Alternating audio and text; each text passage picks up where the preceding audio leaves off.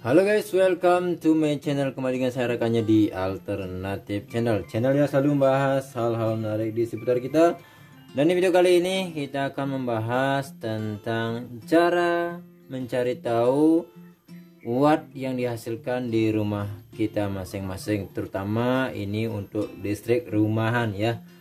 Dimana rata-rata listrik rumahan itu dari 450 PA hingga 2200 PA itu rata-ratanya. Kalau lebih dari itu kemungkinan sudah dipakai usaha ataupun yang lainnya ya.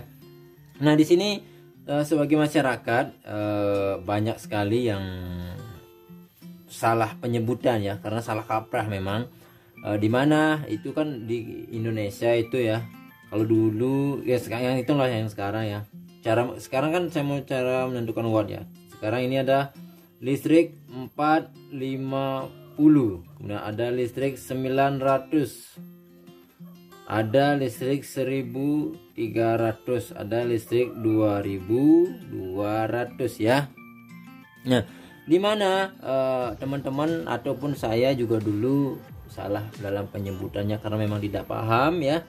Ini kita sebut watt ya, padahal ini adalah volt ampere atau PA, daya semu yang diberikan oleh PLN. Daya yang diberikan oleh PLN itu satuannya bukan watt melainkan PA atau volt ampere ya. Karena untuk mencari watt ini ada caranya ya teman-teman. Mungkin channel lain sudah ada yang membahas, namun di channel saya belum ada, jadi saya rasa juga perlu untuk membahas ini ya. Dimana daya semu yang diberikan PLN ini adalah dalam bentuk voltase atau volt ampere ya, gitu kita katakan ya. Sedangkan untuk menentukan watt itu biasanya kita temukan di alat-alat elektronik ataupun alat-alat dapur ya, biasanya kita temukan. Misalnya ya, kita sering sekarang menemukan speaker aktif ya. Speaker aktif itu 500 watt RMS, itu dayanya, itu daya outputnya segitu ya. Sedangkan daya konsumsi dayanya itu sekitar 200 watt. Nah itu sudah pasti, tapi bukan dalam bentuk PA ya teman-teman. Nah bagaimana cara menentukan apakah listrik teman-teman ini cukup untuk barang-barang elektronik tertentu? Jika teman-teman untuk mencari ya, apakah listrik di rumah teman-teman itu cukup untuk mengangkut beban yang barang elektronik kita punya atau enggak ya. Caranya seperti ini ya, karena ini tidak bisa jadi patokan, kita harus menentukan wattnya dulu. Nah bagaimana mencari wattnya, itu ada rumusnya ya teman-teman, yaitu pertama ada di sini rumusnya ya, P sama dengan V dikali I dikali cos K ya. Nah kenapa rumusnya seperti ini ya, saya jelaskan dulu. P itu apa? P itu adalah watt. Nah cara menentukan watt, cara menentukan P ini rumusnya ya.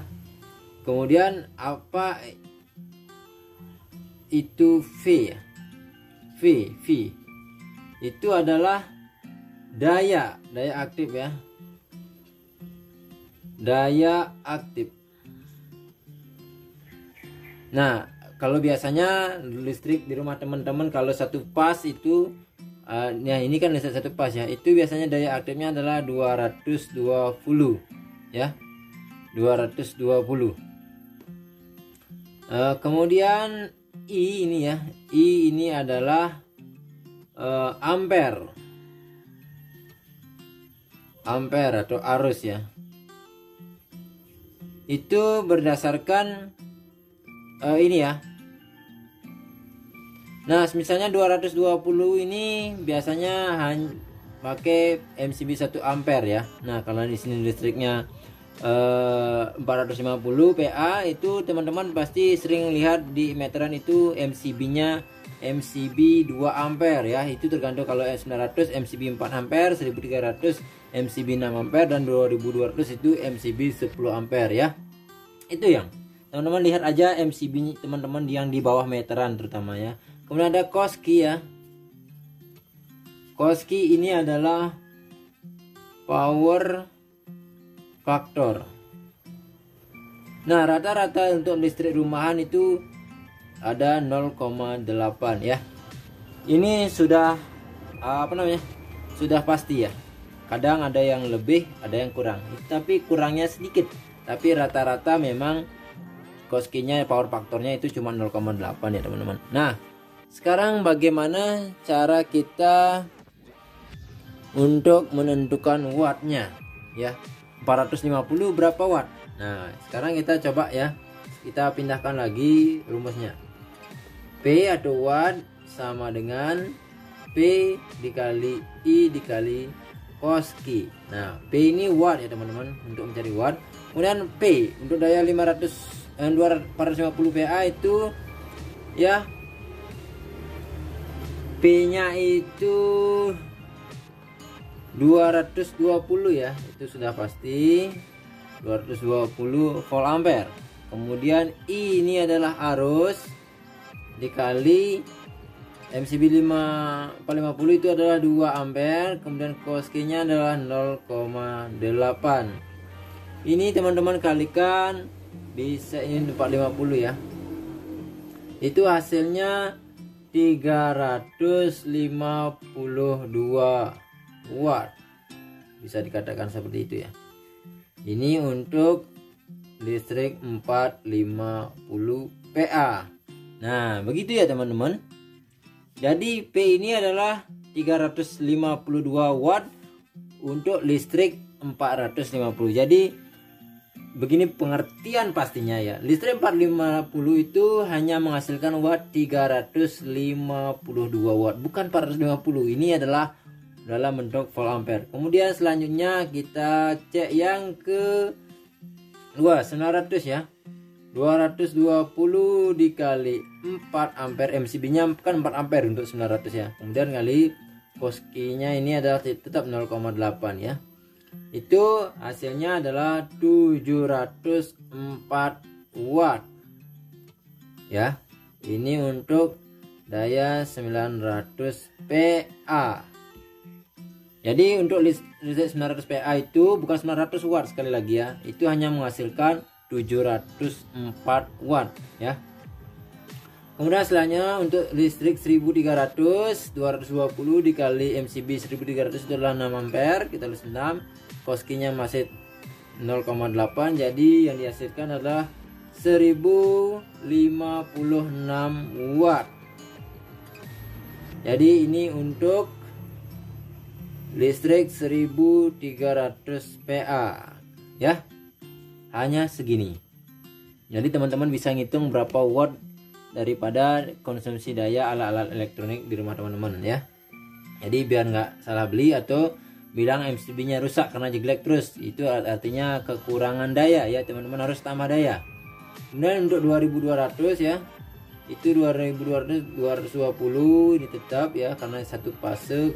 Kemudian ini MCB 2200 itu adalah 10 ampere, Koskinya tetap 0,8 ya. Hasilnya adalah 1760 watt. Ini untuk listrik 2200 VA. Jadi itu yang seterusnya ya teman-teman, untuk listrik satu pas begini.